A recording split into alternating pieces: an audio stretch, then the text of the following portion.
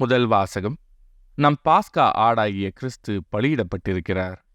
திருத்துதர் பவுல் கொரிந்தியருக்கு எழுதிய முதல் திருமுகத்திலிருந்து வாசகம். அதிகாரம் 5 இறைவசனங்கள் 1 முதல் 8 முடிய. சகோதரர் சகோதரிகளே, உங்களுடைய பரத்தமை உண்டென கேள்விப்படுகிறேன். ஒருவன் தன் தந்தையின் மறுமனைவியை வைத்து கொண்டிருக்கின்றானாம். இத்தகைய பரத்தமை பிற இனத்தாரிடையே கூட காணப்படவில்லை. இதை அறிந்தும் நீங்கள் இருமாப்புடன் இருப்பது எப்படி? துயரடைந்திருக்க வேண்டாமா? இப்படி செய்தவனை உங்கள் நடுவிலிருந்து தள்ளி வைத்திருக்க வேண்டாமா? நான் உடலால் உங்களோடு இல்லாவிடினும் உள்ளத்தால் உங்களோடு இருக்கிறேன். நான் உங்களோடு இருப்பதாக எண்ணி அச்செயலை செய்தவனுக்கு ஏற்கனவே தீர்ப்பு அளித்து விட்டேன். நம் ஆண்டவர் இயேசுவின் பெயரால் நீங்கள் கூடி வரும்போது நானும் உள்ளத்தால் உங்களோடு இருப்பேன். அப்போது நம் ஆண்டவர் இயேசுவின் வல்லமையோடு அத்தகையவனை சாத்தானிடம் ஒப்புவிக்க வேண்டும். அவனது உடல் அழிவுற்றாலும் ஆண்டவரின் நாளில் அவன் மீட்படைவதற்காக இவ்வாறு செய்வோம். நீங்கள் பெருமை பாராட்டுவது நல்லதல்ல. சிறிதளவு புளிப்பு மாவு பிசைந்த மாவு முழுவதையும் புளிக்க வைக்கும் என்பது உங்களுக்கு தெரியாதா? எனவே புளிப்பு சத்துள்ள பழைய மாவை தூக்கி எறிந்து விடுங்கள். அப்போது நீங்கள் புதிதாய் பிசைந்த மாவாயிருப்பீர்கள். உண்மையில் நீங்கள் புளிப்பற்ற மாவாய்த்தான் இருக்கிறீர்கள். ஏனெனில் நம் பாஸ்கா ஆடாகிய கிறிஸ்து பலியிடப்பட்டிருக்கிறார். ஆகையால் பழைய புளிப்பு மாவை தவிர்க்க வேண்டும்.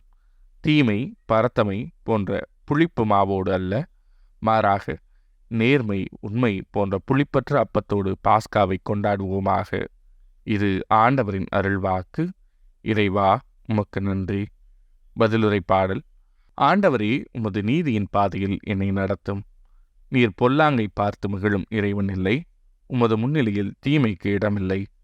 ஆணவமிக்கோர் உமது கண்முன் நிற்க மாட்டார். ஆண்டவரே, உமது நீதியின் பாதையில் என்னை நடத்தும். தீங்கிழைக்கும் அனைவரையும் நீர் வெறுக்கின்றீர். பொய் பேசுவோரை நீர் அழித்திடுவீர். கொலை வெறியரையும் வஞ்சகரையும் அருவருக்கின்றீர்.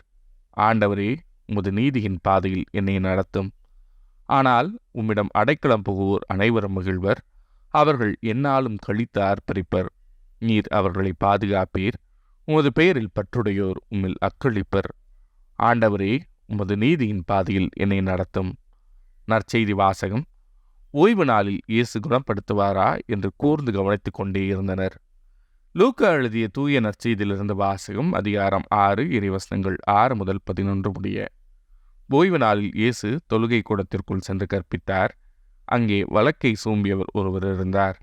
மறைநூல் அறிஞரும் பரிசேயரும் இயேசுவிடம் குற்றம் காணும் நோக்குடன் ஓய்வு நாளில் அவர் அவரை குணப்படுத்துவாரா என்று கூர்ந்து கவனித்துக் கொண்டே இருந்தனர். இயேசு அவருடைய எண்ணங்களை அறிந்து கை சூம்பியவரை நோக்கி, எழுந்த நடுவே நில்லும் என்றார். அவர் எழுந்து நின்றார். இயேசு அவர்களை நோக்கி, உங்களிடம் ஒன்று கேட்கிறேன். ஓய்வு நாளில் நன்மை செய்வதா தீமை செய்வதா, உயிரை காப்பதா அழிப்பதா, எது முறை என்று கேட்டார்.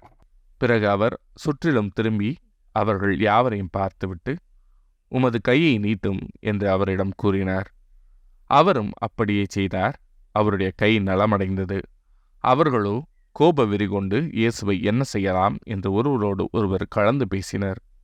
இது ஆண்டவரின் அருள்வாக்கு. கிறிஸ்துவே, உமக்கு புகழ்.